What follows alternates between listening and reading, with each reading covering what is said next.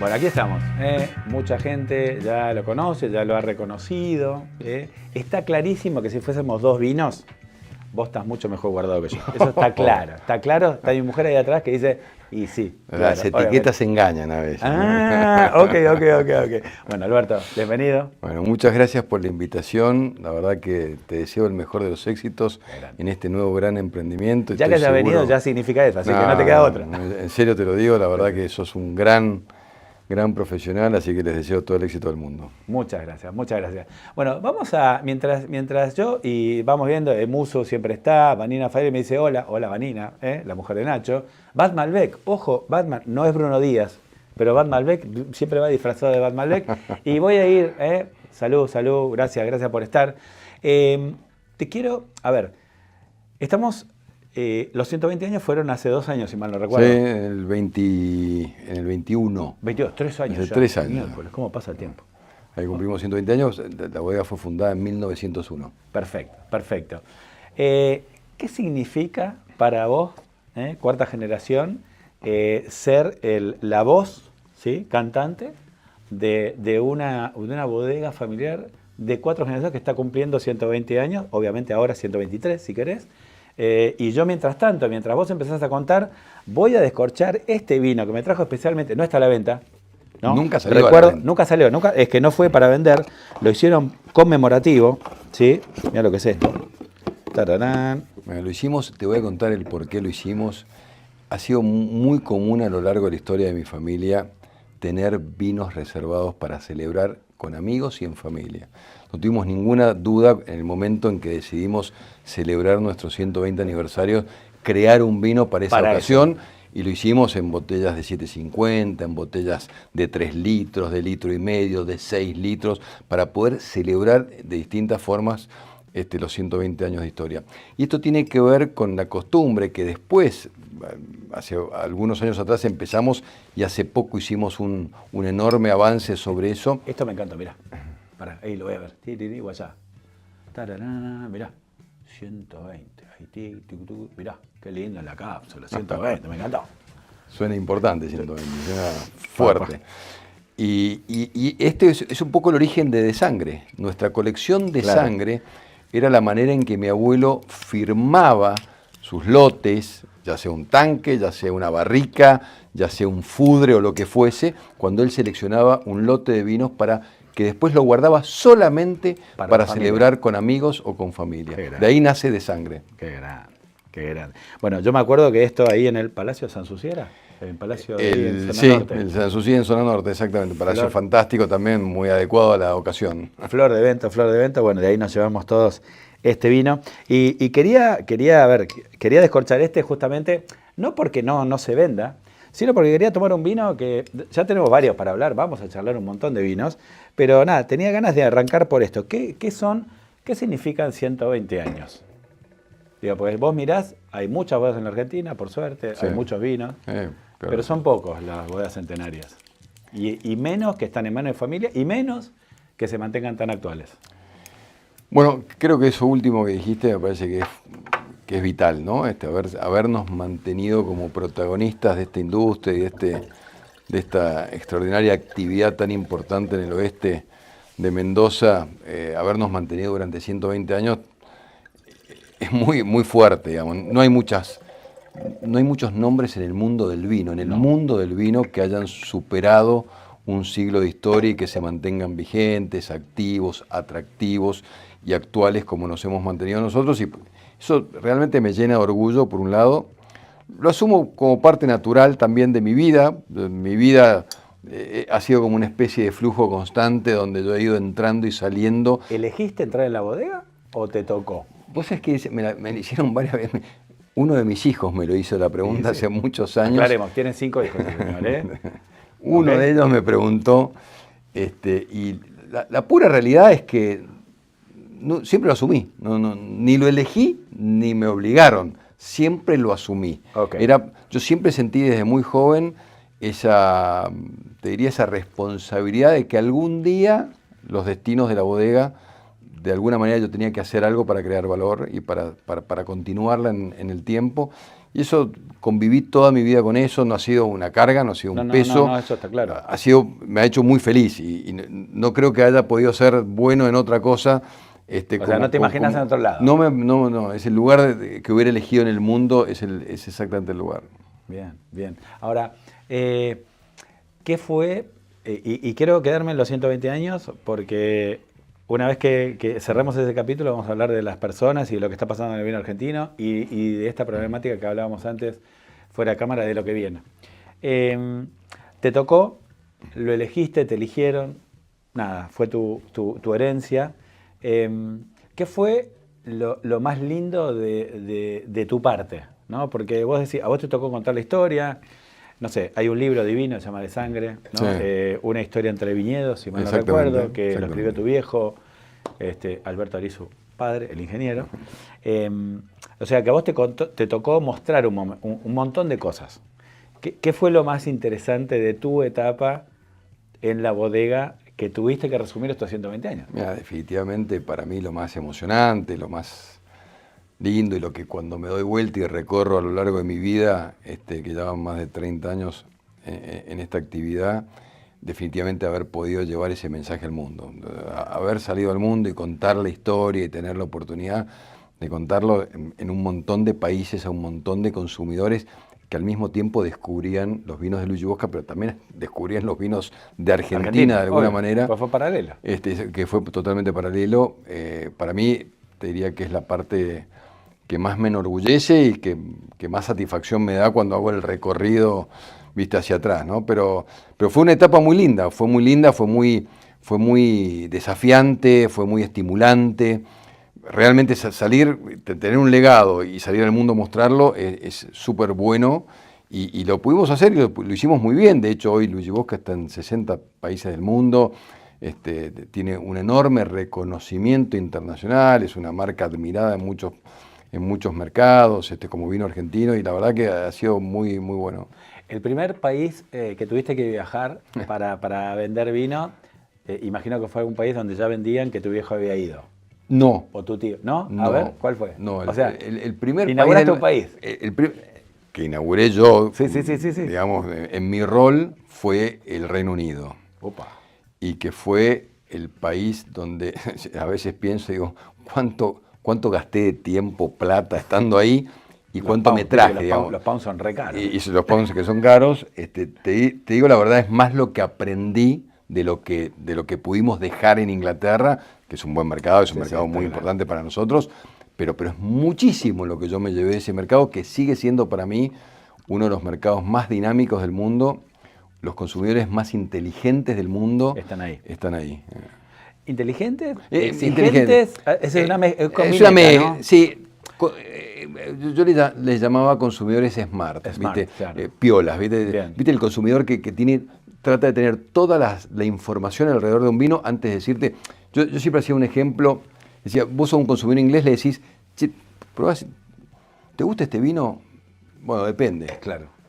Depende de un montón de factores, claro. Si me gusta, si me parece bueno o no. Eso para mí es un consumidor smart que tenía toda una película que se formaba antes de dar un veredicto. Claro, en realidad un consumidor smart, ¿sí? o inteligente, o intrépido, o avesado, significa alguien que se hace preguntas. ¿No? Que eso no significa no disfrutar. Digo, yo constantemente me hago preguntas. De hecho, no me acuerdo cómo era el vino, de qué estaba elaborado este vino. Ahora te lo digo. Pero digo, me parece súper interesante y súper válido. El tema es que también hay, entre esos factores está la posibilidad de, y ahí es donde, y ya vamos a hablar de esto, una vez alguien me dijo, no, los japoneses toman mejor que ustedes, ¿no? Como sommelier, no sé qué. Y yo dije, pará, dame la billetera del Ponja y ¿sabes qué? Arrasamos nosotros también. Hay veces que estamos limitados, ¿no? Como Argentina. En el Reino Unido, que son más capaces, la cuidan más también. Por eso son más inteligentes a la hora de preguntar y tienen todo el mundo a sus pies, en la góndola. Yo te diría que en términos de conocimiento, de hecho, el consumidor argentino es un consumidor extraordinario. En cuanto a conocimiento, un conocimiento que tiene bastante propio, ¿no? De haber transitado muchas generaciones consumiendo vino, pues somos una sociedad de vinos en Argentina. Te diría que quizás la diferencia, lo que te diferencia es que acá en la Argentina solamente consumís vinos argentinos, Sí. pues algo de Chile. Los ingleses, entre otras cosas, tienen la ventaja de que como no producen, ahora están produciendo algo, pero como no producen, ellos han tenido acceso a todos los vinos del mundo. Entonces, eso también los estimuló y los hizo desarrollarse como consumidores distintos. Los hace más smart en algún punto. De alguna manera, sí, pues tienen mucha más información, siempre tenés un vino para cada ocasión y ellos son muy exigentes en eso. Bien, ¿cuál fue tu primer recuerdo del vino? O sea, olvídate de la familia, ¿te acordás la primera vez que alguien te hizo tomar un vino, aunque sea chiquito? Mi madre en una mesa de Alicia. Domingo. Un beso, Alicia. Está de viaje. Está de viaje. Le damos un beso. Bueno, pero lo puede ver cuando está grabado. Está de viaje Alicia, con mi hija menor, así que le mandamos con la abuela, a las dos. Con mi padre y con, muy bien, cierto. Con una de mis... Bien ahí, qué grande, Alberto. De mis sobrinas. Y sí, me acuerdo perfecto, me acuerdo de mi madre poniéndome un poquito de vino en la copa de agua. Bien. Y empezándome a acostumbrar y eso para mí son recuerdos imborrables, porque después, yo me acuerdo, yo jugué el rugby muchos años, y para mí no había ninguna bebida más hidratante post-entrenamiento que un vino, era mitad vino, mitad agua. Mitad vino, mitad agua con gas. Un verdadero arijo. Pero te juro, era lo que me sacaba realmente la sed y me hidrataba, lo digo de verdad. Y esos son recuerdos de sentirlo en mi boca, y el vino me acompañó en muchas etapas de mi vida. Aprovecho porque tiramos Arisu, que obviamente es tu apellido, rápidamente, dividime las 3 ramas de los Arisu, porque mucha gente grande dice, no, yo tomaba Arisu, no sé qué, y después hay aceites de oliva por un lado, entonces... Aclararme esta de las 3 ramas. En realidad son 2 ramas. Ok. Son 2 ramas. ¿Viste? Qué buena. La aclaración siempre viene bien. Eran 3 hermanos y primos de mi bisabuelo. Okay. Mi bisabuelo era primo hermano de ellos 3. Bien. Que eran Sotero, Ambrosio y Jacinto, que llegaron más o menos todos al mismo tiempo. Ellos 3 eran mayores, llegaron antes. Mi bisabuelo llega en el año 1890. Me acuerdo.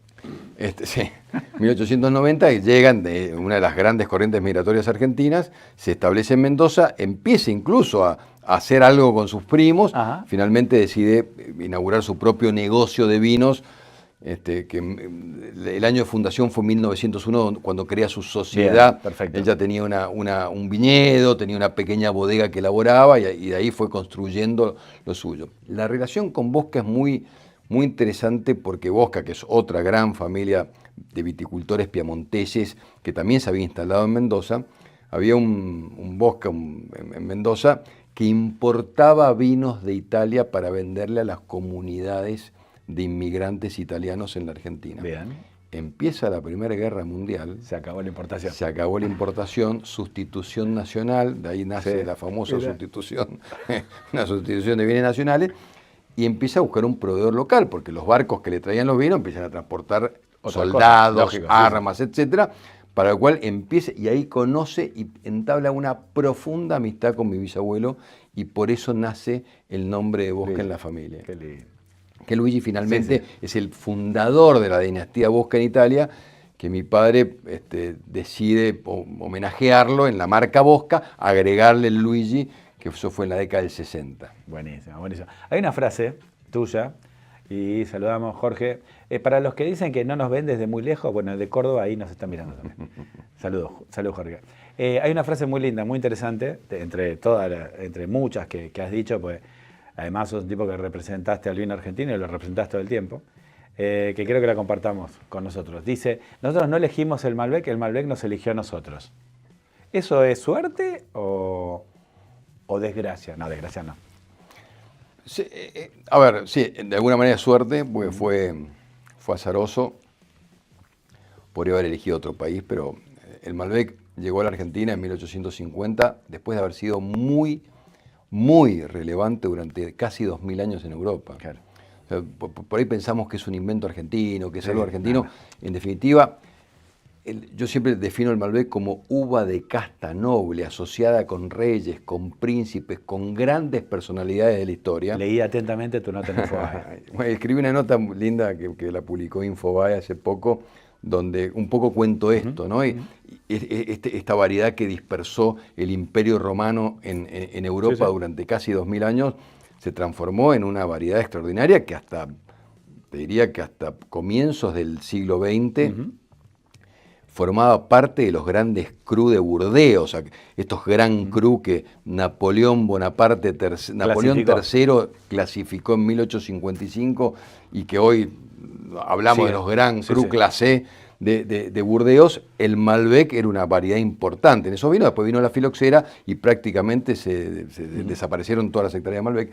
Cuando llega a la Argentina, claro, ese Malbec que se daba una determinada característica y se sigue dando una determinada condición, sobre todo en el sudoeste francés, en la zona de Cahors, que da vinos oscuros, negros, profundos, tánicos y algo rústicos. Claro, encuentra en Mendoza, a más de 1000 metros de altura, con esa radiación, con esa cantidad de sol, con ese clima continental que es lo que nos caracteriza, encuentra un lugar maravilloso para expresarse de una manera distinta, que es el Malbec que conocemos hoy. Por eso, nosotros tenemos que tener mucho respeto por el Malbec. Él nos eligió a nosotros, pero nosotros tenemos que honrarlo porque es la gran variedad que producimos en la Argentina. No quedan dudas, teníamos 15.000 hectáreas, tuvimos 60.000, caímos a 15.000 y ahora 47.000 y subiendo. Sí. Siempre es una sumatoria de casualidades y causalidades, porque nos eligió, pero también lo elegimos. Lo elegimos. ¿No? Lo elegimos. Lo adoptamos. Ahí Beto, aclara, porque dice Beto Bausa, dice grande Beto. ¿Es para vos o para Beto le decís a él? ¿Es un amigo? ¿A vos te dicen Beto? A mí me dicen Beto. ¿Quién es Bausa? Nunca. Es el novio de la que está abajo. Ah, de Agostina, te admiro mucho. Pa, grande, pa, tendría que haber puesto. Una hinchada que tengo, todos youtubers en mi casa. Muy importante, me siento como en casa, familia, como en casa. Bien, bueno. Sí, me dicen Beto algunos. Vamos a hablar de la actualidad. ¿Cómo ves la coyuntura del vino? Y cuando hablo del vino, antes hablábamos, yo soy de los que cree que el vino hizo todo bien, hizo los deberes. El vino está, en los últimos 25 años, que por lo menos es que yo te acompaño recorriendo este camino, el vino hizo todo bien. Ha crecido, evolución, calidad, diversidad, hizo todo bien, enoturismo, o sea, no le podemos pedir más. Lo único que le falta al vino ya no tiene que ver con el vino, ya no es culpa del vino. Y esa coyuntura está, o sea, el día que esto explote como país, el vino va a estar totalmente preparado. ¿Cómo ves la coyuntura y al vino dentro de esa coyuntura? Y te faltó una frase también que dije hace unos años atrás, que después muchos la adoptaron: estamos haciendo los mejores vinos de la historia. Y es verdad, estoy convencido de que esa mezcla de talento, conocimiento, el conocimiento técnico, la técnica, la destreza, en la Argentina está en un nivel superlativo que no tiene nada que envidiarle a ningún país del mundo, y eso permite que hagamos vinos de extraordinaria calidad. Ahora, no me quiero enganchar con la situación y con la coyuntura. No la parte política, pero... Porque aparte nunca me interesó mirar eso. Siempre trato de ver qué es lo que viene más allá, porque vino se ha tomado durante 5.000 años. Ya ha tenido su momento, de más, de menos, ha tenido su momento versus a otras bebidas alcohólicas. Hay un declive estructural de la industria del vino a nivel mundial. O sea, se consume un poco menos de alcohol a nivel mundial. En todos los países del mundo pasa exactamente lo mismo, porque lo que estamos en plena transición, donde los principales tomadores de vinos de la historia, que fueron los boomers, están siendo reemplazados por los millennials. Bien. Y esto es muy fuerte, es muy importante, porque tienen otro chip, porque se comunican de otra manera. ¿Boomers seríamos nosotros? ¿Qué es boomer? Boomers, nosotros somos la colita de los boomers. Okay. Los millennials, la generación siguiente a nosotros ya son millennials. Y de hecho ya se están involucrando la generación, lo que llaman la generación Z, que es una generación maravillosa, fantástica. Mis hijos más chicos ya pertenecen a esa generación. Hijo Z? Ahí está, Cruz es Z y se escribe con Z. Sí, total. Y es la generación que nos... Hace poco estuve con Federico Lauría, es la generación que nos invita a soñar. La verdad que es una generación maravillosa, fantástica, y de gente comprometida con el vino. En algunos países que han estudiado fuertemente los millennials, sobre todo en su conocimiento acerca del vino, se han dado cuenta que son consumidores comprometidos, son consumidores exigentes y son consumidores que realmente apuestan por el vino, pero vienen con otra tendencia. se cuidan más, consumen menos alcohol, menos azúcar, menos gluten, menos un montón de cosas. Son más responsables con el medio ambiente. Son más responsables, bueno, extremadamente Terrible. responsables A con ver, el no medio levantan ambiente. una taza en casa, ¿eh? Eso sí. Ahora, no, cuidado, vamos a... Pero son mucho más conscientes que la generación nuestra Sí, respecto obvio. al daño. Mira, nosotros hay un pilar que tenemos en Luigi Bosca de hace muchos años y que viene hace muchísimos años, que para nosotros los recursos naturales no son nuestros. Nosotros somos custodios circunstanciales de los recursos naturales que tenemos que administrar por un tiempo y que tenemos la obligación de devolverlos igual o mejores a las siguientes generaciones. Esto es lo que ha regido en mi familia durante muchísimos años para cultivar nuestras vides, para proteger a los productores de vid de las zonas donde nosotros estamos, y eso es una manera de proteger el medio ambiente, una manera seria y responsable de proteger el medio ambiente. Yo siempre digo, no es un eslogan de marketing, No. es una cuestión de responsabilidad social la que tenemos de preservar esos recursos naturales. A ver, acá hay algo, y recuerdo una charla que tuvimos, que vos viste que cada vez que el dólar cambia, aparentemente Argentina a veces gana competitividad o pierde competitividad dependiendo de la cotización. Y vos también me dijiste, es que no podemos ser mejores por el dólar, no tenemos que ganar competitividad. Y cuando hablamos de los productores, ahí es donde la bodega ayuda a los pequeños productores a ser mejores. Digo, no importa que tengas una hectárea de vid, la bodega que con tus uvas hace un gran vino te va a ayudar a mejorar, a agregarle valor a tu hectárea. Eso es preservar el medio ambiente. Sí, cuando hablamos de competitividad, viste que cae, bueno, che, ahora tenés un tipo de cambio más competitivo, está mejor el negocio, no tiene nada que ver. Los precios nuestros en dólares de exportación son los mismos de hace 30 años. Wow. Imagínate todo lo que nosotros hemos vivido en 30 años de esta montaña rusa que es la Argentina. Yo lo que te puedo decir, cuando me dicen qué es la competitividad en un vino, es cuánto el consumidor está dispuesto a pagar por una botella de vino argentino y está dispuesto a pagar más que otros orígenes. Eso es competitividad. Bien. Cuando el consumidor está dispuesto a pagar más por un vino argentino que por un vino chileno o australiano, no quiero entrar en nombres, de otros países, eso se llama competitividad y la Argentina es un país extremadamente competitivo. ¿En todos los segmentos? En todos los segmentos. Okay. La calidad que nosotros damos, pocos países en el mundo, o sea, Argentina, si fuera un país más abierto y tuviera más facilidades para hacer lo que hacemos a diario, que nos cuesta un montón, que es exportar y mandar nuestros vinos al mundo, con un poquito simplemente de que nos allanen el camino, no necesitamos subsidios, no necesitamos ayuda, no necesitamos nada, simplemente dejarnos que nos saquen el pie encima y dejarnos a nosotros hacer lo que tenemos que hacer. Nosotros somos un país extremadamente competitivo. Ahora, después el negocio obviamente tiene sus vicisitudes, tiene otras cosas, es complejo como cualquier producto de consumo. Cuando un vino da más de lo que te pide, se llama over-deliver, ¿no? Exactamente. Y está claro que el vino argentino, cuando sale a competir afuera, en las franjas bajas es recontra over-deliver, porque sobre todo el Malbec, que es un vino muy expresivo, muy amable, muy fácil de tomar, cuando agarras un vino de $10 o menos, de otras variedades, de otros orígenes, tinto, no es tan fácil de tomar, no es tan expresivo, no es tan amable, no es tan rico en muchos sentidos. Ahora, cuando vas para arriba, te pasa que Argentina, claro, tiene la calidad. Lo que no tiene, y tiene historia también, lo que no tiene es el prestigio atado a esa historia que avale que un vino pueda valer $200, $300. Sí, lo que te puedo decir que a nivel del negocio internacional cada vez más se ve esos segmentos más bajos empiezan a ser ya propiedad exclusiva del país que los produce, porque los costos de transporte se han encarecido. Entonces, vos hoy transportar un vino, si el precio de los precios más bajos, pues tiene una calidad extraordinaria, pero te cuesta llegar en un precio competitivo a niveles internacionales. Por eso es como esto que a veces llamamos la premiumización. Consumimos mucho mejor, pagamos más por los vinos. En definitiva, tiene mucho que ver con esto. La exportación se ha visto afectada por los costos del petróleo, en definitiva, que es lo que todavía los barcos funcionan con petróleo y es necesario transportarlos, y eso también ha afectado de alguna manera. Bueno, bienvenido. Gracias, un placer. Un gusto enorme estar contigo. Me alegro. Bueno, mientras vos vas respondiendo la primera pregunta, me trajiste acá el proyecto de las compuertas, qué lindo, el blanco. Bueno, ¿sabes qué? Ok. A ver, arrancaste. Vamos a hablar mucho de las compuertas, vamos a hablar mucho de proyectos, vamos a hablar de otras cosas.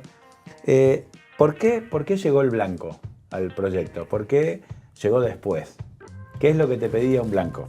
Bueno, primero que todo en las compuertas no hay blancos plantados antiguos.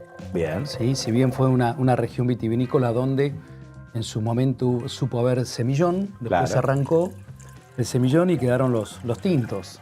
Pasa que el semillón estaba plantada en las de Malbec, ¿no? En las plantaciones Sí, viejas de Malbec, estaban francesas. mezclados con el Malbec.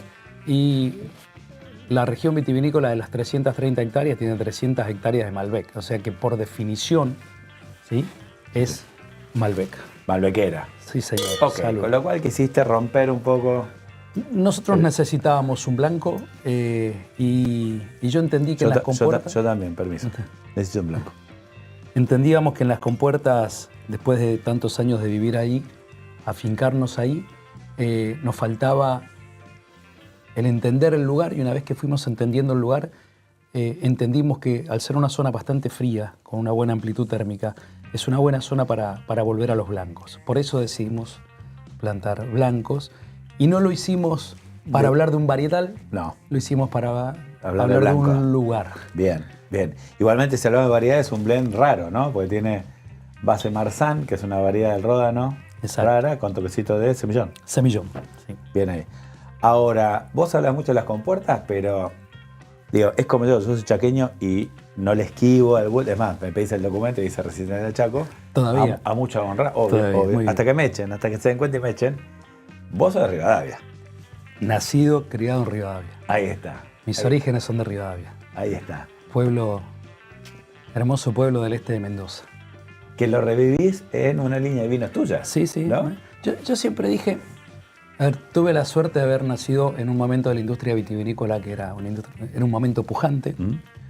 Me tocó ver... ¿Qué año fue? A ver, tirá cosecha. ¿Qué cosecha sos, Héctor Duriguti? Yo soy cosecha 70. Igual que yo. 70. Oh, qué gran cosecha. Sí, Mentira, sí, no sé. es la mejor. Es la ¿Ah, sí? mejor, Ah, sí. perfecto, perfecto. Es histórica eso. Es histórica. Y me tocó vivir toda esa etapa de la pujanza de la industria vitivinícola, también después de los crisis, problemas. ¿no? ¿sí? Y bueno, yo tuve la... ¿Pero tu familia era del palo? No, Ahí va. nadie. Nadie. Nosotros somos la primera generación con mi hermano, que es mi socio, en la bodega. Todo lo que hicimos lo hicimos entre los dos, pensando siempre de qué es lo que nosotros queríamos vivir. Pero bueno, nuestros orígenes son de Rivadavia y siempre dije que uno no se tiene que olvidar de sus orígenes. Por eso que, si bien nos arraigamos en las compuertas, pero después volvimos al pueblo, un poco a rescatar toda esa esencia de nuestras familias, ¿sí? Y volverlas a poner un poquito en valor. Claro, aclaremos y contemos a la gente que Rivadavia es zona este y la zona este quizás no es la zona más productiva de Mendoza, Sí. pero claro, vínicamente hablando, no es la mejor. No. Entonces está bueno que personas como él, que ya tiene un nombre y un apellido, vuelvan, ¿no?, a agregarle valor y a devolverle un poquito de lo que les dio, aunque sea el origen. Sí. Lo cual es muchísimo. Es muchísimo. Y bueno, todas nuestras familias siguen en Rivadavia.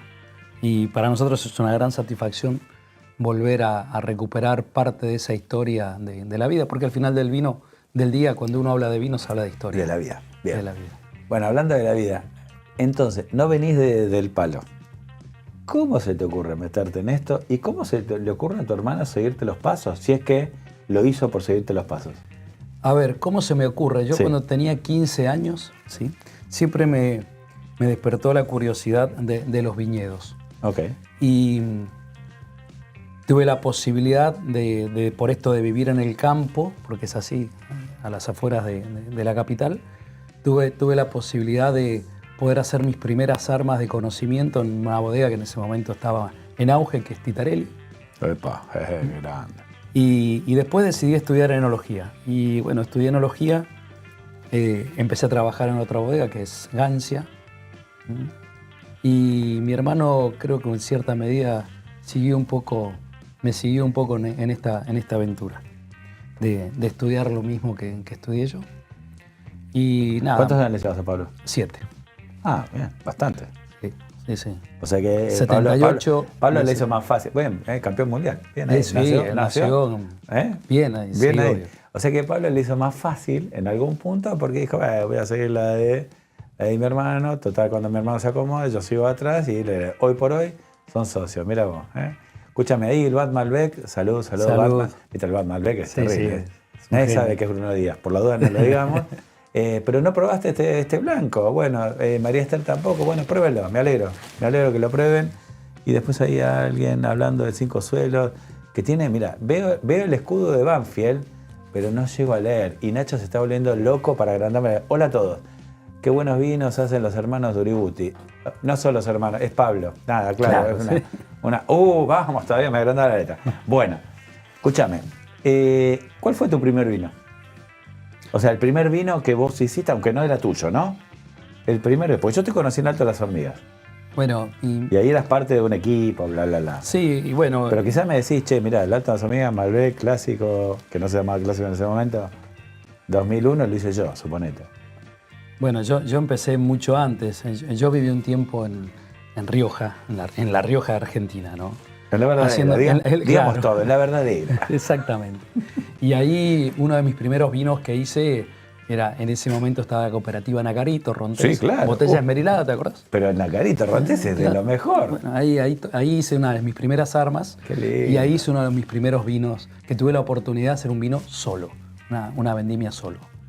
Y después, bueno, el desarrollo que tuve en el mundo de la industria del vino me lo dio y me dio la posibilidad Alto Las Hormigas. Trabajar con Alberto y con Atilio en ese momento. Alberto Antonini, no Fernández, no, claro. No, Alberto Antonini, toscano. Toscano. Quizás, uno de los 3 flying winemakers más conocidos de la Argentina y también personaje del mundo, ¿no? Sí, bueno, en el mundo, a mi entender, hay 5 grandes fly winemakers. A ver, tiralos, dale. Michel Roland, Paul Hobbs. Sí, Roby Cipresso, Atilio Pagli y Alberto Antonini. Claramente. Y yo tuve la oportunidad de formarme con 2 de los 5 mejores fly winemakers en el mundo. Con Antonini y con Atilio Pagli. Y con Atilio, claro. Ahí en Alto de las Hormigas. En Alto de las Hormigas, sí. Y era un momento de la Argentina donde se buscaba mucho la figura internacional. Y yo siempre digo, tuve la oportunidad de hacer una MBA con ellos, porque al final del día todo el mundo los contrataba para que ellos los asesoraran. Y yo tuve la oportunidad de que ellos me enseñaban para que elaborara sus propios vinos. Qué bueno. Sí. Muy bueno. Pero ese fue ¿Y de ahí a dónde fuiste? Después de Alto Las Hormigas, bueno, yo trabajé mucho con Alberto Antonini en la bodega en Natura, la empresa. Cuando estábamos con Melipal, Bodega Renacer, fue el proyecto AVE. Estuvimos con Alberto, hicimos como 17 con desarrollos. Jacopo y Bruno. Y hasta que después, yo empecé en el año 2002 a hacer mis vinos. Y en el año ya prácticamente 2014, ¿sí? me concentré pura y exclusivamente. Ahora, ¿y por qué empezaste a hacer, o sea, teniendo bastantes trabajos, ¿no?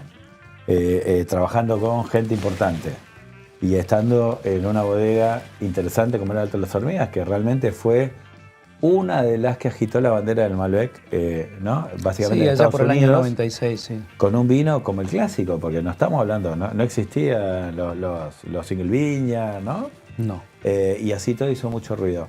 ¿Por qué decidiste hacer tu vino? Bueno, a mí se me despierta todo esto viviendo, voy a hacer vendimias a Italia. Me quedo un tiempo recorriendo y cuando vuelvo... ¿A dónde? Porque Italia es grande. Sí, pero bueno, yo tuve la suerte de vivir ahí en un pueblo que se llama Cerreto Guidi, que está muy cerquita de... Eso es en la Toscana. Vamos, está bien. Y eso está muy cerquita de Firenze y de Pisa. De Pisa, ok. Y bueno, uno veía que los pequeños productores vivían, ¿sí? Del mundo del vino. Tenían su viñedito, allá le dicen cantina, su pequeña cantina. ¿Sí? Hacían su vino, hacían su aceite, tenían un pequeño restaurante, ¿sí? Y algunos tenían alojamiento.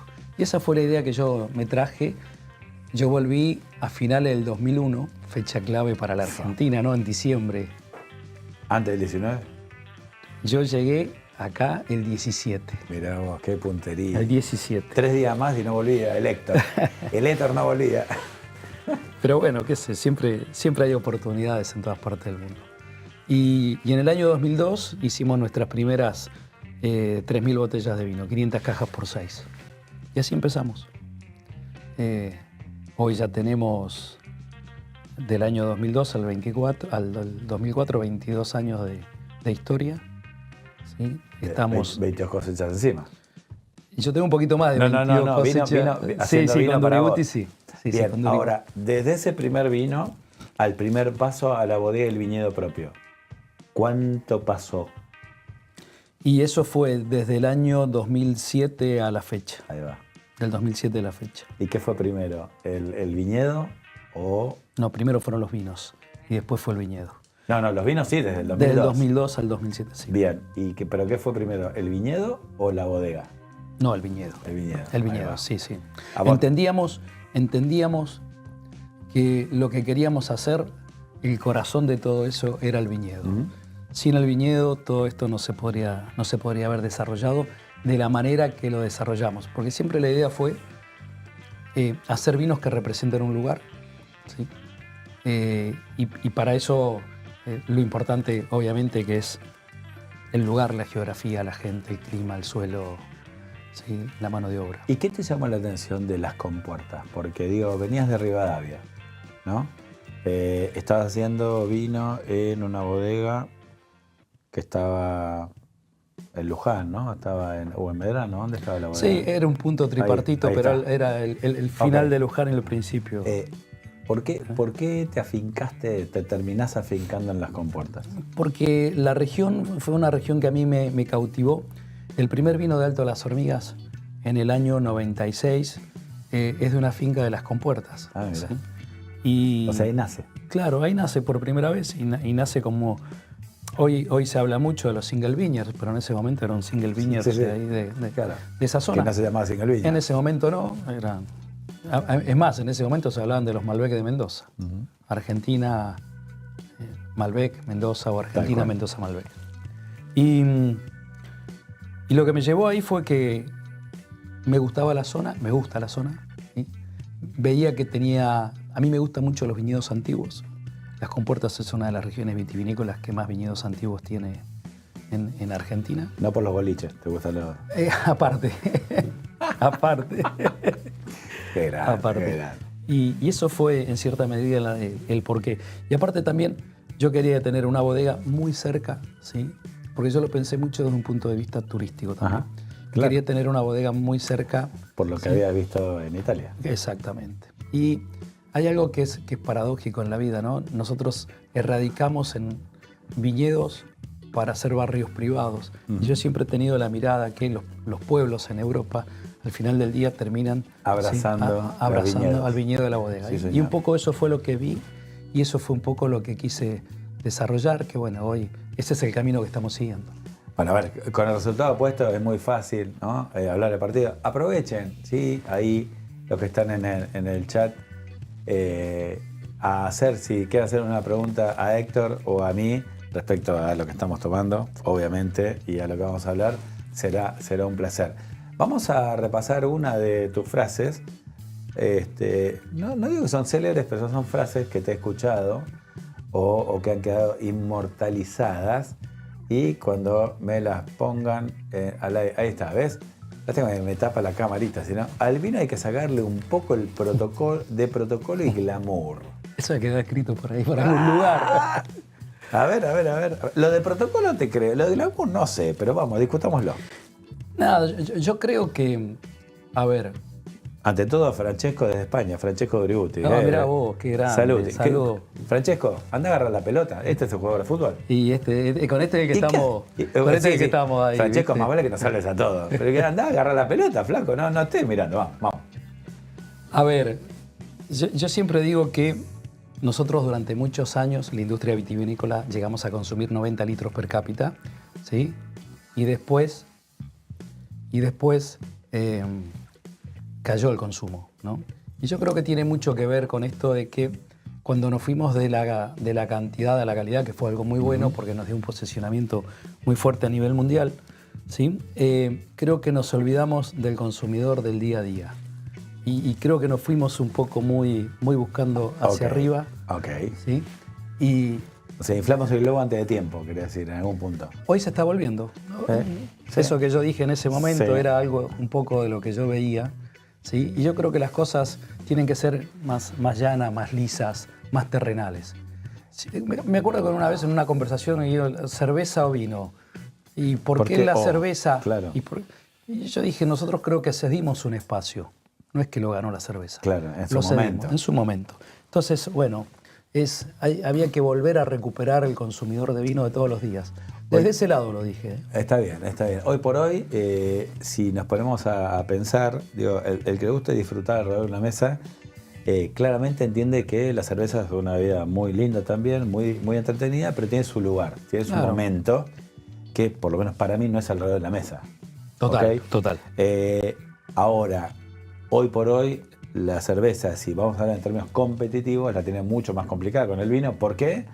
Por la diversidad que hay, por la cantidad de opciones que hay, por la calidad del vino en diferentes rangos, con lo cual es como que la cerveza quiere entrar por acá, no entra, quiere entrar por acá, no entra. Después estará la gente que le gusta más cerveza, Sí, que se tome la es cerveza. una cuestión de... Pero digo, no fue como en aquella época que, como decís vos, el vino pasó por muchas crisis y flaqueó y ahí se metió la cerveza y ya está, no hubo vuelta atrás. Es así. Bien. Ahora, ¿cuándo arranca? Y esto lo digo yo, me hago cargo, con todo respeto, porque los escucho a decir a ustedes todo el tiempo que estamos tomando los mejores vinos en esta historia. Y lo decimos con mucho respeto a lo que pasó. Pero, ¿cuándo comienza, si querés, la nueva etapa de los grandes vinos argentinos? Para agarrar y cerrar una etapa pasada de otro tipo de vinos argentinos. Yo ¿Cuándo creo que, arranca? ¿2002? yo creo que pasado los años 90, allá por los años 95, 96, se empieza a entender que Argentina tiene un potencial muy fuerte. Y creo, y hago un paréntesis, creo que esto tiene mucho que ver, ¿sí?, con la posibilidad que tuvieron los enólogos, o que tuvimos los enólogos, de poder viajar, de poder conocer el mundo, que vino gente a la Argentina a invertir en ese momento, apostó, mostró... Obviamente no sabía dónde se metían. Escúchame. Bueno, tan mal no le fue. Bueno. Y eso hizo en cierta medida que Argentina se reconociera rápidamente. Fue un camino muy rápido que se construyó, si nos ponemos a mirar. Sí, ¿no? sí. Fue un camino muy rápido. Y yo creo que a partir de ahí, a partir de esos años que se empezaron a hacer los nuevos caminos, empieza un recorrido y a sentar un poco las bases un poco más sólidas de la Argentina de hacer vinos de gama media y de gama alta y empezarse a comparar con ciertos vinos de algunas regiones vitivinícolas del mundo. Hoy estamos en un conocimiento muy, muy fuerte y ya hemos empezado a hablar de microterroir. Era imposible cuando hace 20 años atrás, cuando empezamos con Alto de las Hormigas, se hablaba del Malbec de Mendoza. Tal cual. Y ahora Y nos hoy fuimos estamos hablando del microterroir. sin escalas casi, ¿no? Claro, entonces Ahora entiendo por qué decís rápido, ¿no? Que fuimos rápido. 20 años en el mundo del vino No es nada. No es nada. Cuando la industria vitivinícola, ¿cuántos? En uno son muchos años, te voy diciendo. Sí, bueno. No en vos, que te mantenés joven. Gracias. ¿Y cuál fue? Porque no viste que tira y no, te va esquivando. Me hace acordar a algún jugador de River, viste, que con cinturita ponerle lenzo ahí que te esquiva, te deja en una baldosa. ¿Cuál fue el primer vino que hiciste vos, claramente, para vos ya, que te dio la confianza para decir, listo, es por acá? ¿Te acordás qué vino fue ese, que fue un vino? ¿O ¿Con una mi, variedad? con si mi querés? marca propia? Sí, para vos. Sí. Ya hablando de Héctor, ¿entendés? Que, Nosotros en el año 2000... porque no te creo que el No, primer vino que no. hiciste en 2002 No, fue el no. mejor vino de la vida. O sea, No, fue el no. intento y bienvenido sea, pero... Es más, en ese momento cuando nosotros empezamos, que uno tiene tanta ilusión de crear, ¿sí? En toda esa creación uno tiene una mirada con respecto hacia dónde quiere ir, pero después hay una realidad, que es la realidad comercial, y el mundo nos llevó por otro lado. Y yo empiezo a encontrar, a partir del año 2007, en cierta medida, lo que nosotros nos hacía sentir más cómodos en el camino que estábamos desarrollando. Y después con el nacimiento del proyecto de las compuertas, para nosotros hubo un antes y un después, ¿no? Empezar a entender realmente el camino que en un momento habíamos pensado, ¿sí? Se empezó a afianzar mucho más rápido. Pero en el año 2007 para nosotros hubo un quiebre bastante, un cambio, ¿sí? Que fue importante. Bueno, hoy en las compuertas tenés bodega, ponele 2 bodegas, pero es una misma bodega, pero son 2 edificios ya.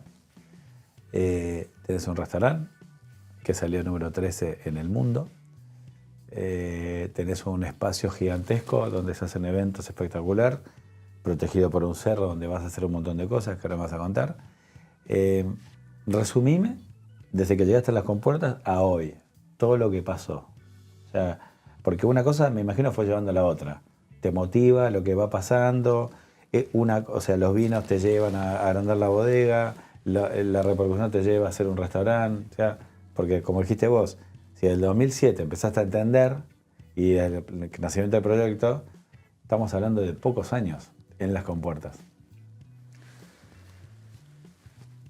La pandemia para nosotros marcó un quiebre en nuestra vida, ¿no? Yo hasta en la de mucha gente. No fuiste muy original, Héctor Turiguti, con eso. Sí, es cierto. Nosotros, antes de la pandemia, la bodega nace como una bodega exportadora, ¿no? 70% por exportación, 30% mercado interno. A partir del momento que llega la pandemia, los números se empiezan a invertir. El consumo en la Argentina creció y creció mucho. Y nosotros empezamos a apostar mucho más fuerte en el mercado interno. Y eso hizo que prácticamente fuese 50 y 50. Y yo dejé de viajar con la intensidad que estaba viajando, porque la parte comercial en la bodega, uno de los 2 hermanos tenía que manejarla, entonces me tocó a mí. Y entendimos que teníamos que ese era el momento que ya la bodega había madurado y que había que dar el segundo paso. Y ahí fue cuando empezamos a construir el restaurante. ¿Sí? Post pandemia nace el restaurante tiene 2 años de vida y ahí también entendimos que podíamos ya empezar a indagar en el turismo rural y bueno, y también fuimos desarrollando el turismo rural, abrimos las puertas al turismo, ¿sí? de las degustaciones de vino, ¿sí? Las catas. Bueno, un poco todo lo que habías visto que pasaba en Italia a una pequeña escala, lo hiciste a una, no digo a gran escala, pues la bodega, o sea, vos vas y te saluda la gente, o sea, no es una bodega gigante, no te intimida cuando llegas. No, bueno, lo que a mí, lo que pasa es que uno a veces cuando está en la vorágine del día a día no se detiene a pensar todo lo que sucedió en 22 años.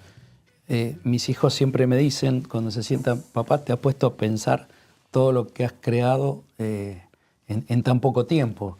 Y es ahí cuando uno empieza a mirar, ¿sí? Un poquito para atrás y darse cuenta todo lo que ha hecho, más siendo la primera generación. ¿Cuántos años tiene tu hijo mayor?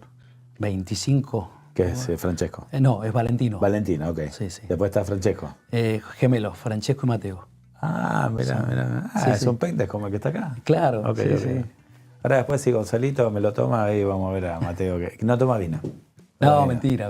No, ¿cómo que no toma vino? Bueno, hoy no quiso. Hoy a mediodía no tomó. Hoy nos cruzamos en la malbequería y no tomó. Pero no quiso, se ve que anoche tenía que trabajar. Sí. Ok. Después le vamos a preguntar de qué. Tenía que trabajar. Bien. Ahora, porque el hecho de que la bodega, ¿no?, haya sido reconocida como uno de los 13 mejores lugares del mundo para vivir una experiencia enoturística, sí. Eso es lo que premia el 50 Best. Digo, no tiene que ver con los vinos, tiene que ver con, lo cual es muchísimo, porque estás hablando del mundo y saliste de 13. Estabas chocho ahí recibiendo el premio. ¿Fue en Rioja que recibiste? Fue en Rioja. Y, a ver, yo siempre, porque mucha gente me lo ha preguntado, y yo creo que lo que se premió fue el concepto, ¿no? Nosotros tenemos un concepto muy claro de qué es lo que queremos hacer. Primero que todo es nuestros viñedos y nuestra bodega tiene que estar en armonía con la naturaleza. Bien, para los que no conocen, el restaurante es una cápsula de vidrio cúbica. Una pecera, Una pecera en medio del viñedo. Así que Si querías, estás en el medio de viñedo, dale, continúa. Segundo es, todos los viñedos están certificados, al igual que la bodega, orgánicos. Entonces, es una filosofía de trabajo, pero también es una filosofía de vida, ¿no? Cómo nosotros queremos vivir. Uno de los grandes problemas que Mendoza tiene a nivel general es la ausencia de agua, ¿sí? Claro. Entonces, ese gran espejo de agua que hay es en cierta medida una concientización hídrica que todos nuestros viñedos, ¿sí? Estamos regulando la cantidad de agua que se está utilizando. Y después el trabajo, hay un gran trabajo social, porque se trabaja con toda la gente del pueblo. Y esto de recuperar viñedos antiguos, que tienen viñedos, nosotros estamos hablando de viñedos del año 1914. Porque ahí alrededor de la bodega, que además vas comprando otras hectáreas, tenés viñas nuevas. Sí. Por ejemplo, la de Blanco. Exacto. Pero tenés viña del 1914. Del 1914. El Cinco Suelos. Exacto. 1914. Contá. Entonces, hoy nosotros tenemos 40 hectáreas, de las cuales 15 hectáreas son viñedos que están desde el año 1910, 1914 y 1937. Bien. Y después se fueron comprando a pequeños productores de la zona, se fueron comprando otros viñeditos, ¿sí? Que también son viñedos que son antiguos. Entonces, el estar número 13 en los World Best Vineyards tiene mucho que ver con esto, el concepto que hay detrás, ¿no? No se premia ni la arquitectura de la bodega, ni la historia de la bodega. No, se empieza... Se premia un poco de cada cosa. Sí, pero básicamente es el concepto, ¿no? El trabajo de una familia, representado en este caso por los dueños, y después por todo el equipo que tenemos, que para nosotros todo el equipo es una familia. Sí, claro. Bueno, capítulo aparte para Patricia Courtois, ¿no? De Cinco Suelos, el restaurante, con ese concepto de kilómetro cero y de la huerta y destacar a los productores de la zona. Correcto. Y elaborar queso con el vecino, nada, ese es algo espectacular. Te reclaman vinos desde Florida, ahí Maxi Ocampo, gracias por el lujo. Faltan más vinos de Uribute en la Florida. Qué raro, porque el señor viaja bastante. ¿Qué pasa que falta? Me están descubriendo que se ve que el trabajo no es muy bueno por parte del comercial. Bueno, y Raquel, me encanta que le gusten tus vinos y que le den ganas de probar. Vamos a otra frase que has dicho en algún momento. Dice, no queremos crecer más. Queremos mantener la identidad para llevar el nombre de las compuertas al mundo. Es un poco lo que estábamos diciendo. O sea, querés ser consistente con un lugar y con este concepto. Exactamente, sí. Entendemos que en la vida hay etapas y también uno qué quiere hacer de todo esto, ¿no? Entonces, nosotros queremos mantener la identidad, queremos mantener el ADN. Y para mantener el ADN, creo que estamos llegando a un punto, ¿sí?, donde el crecimiento te puede hacer perder foco, ¿sí? Entonces, por eso que hablo que el crecer, ¿sí?, te lleva muchas veces a tener una mirada por ahí mucho más general y no te enfocás. Y hoy estamos hablando del enfoque, que es un poco lo que estábamos hablando más temprano. Hoy en día el camino que para mí está llevando a Argentina es la identificación de un lugar por encima del varietal. Yeah. Y desde ese punto, para llegar a eso, no se puede hacer en gran escala. Ahora, fíjate vos cómo fue tu camino y obviamente todas las enseñanzas y el presente, ¿no? Que obviamente se arma lo que viene.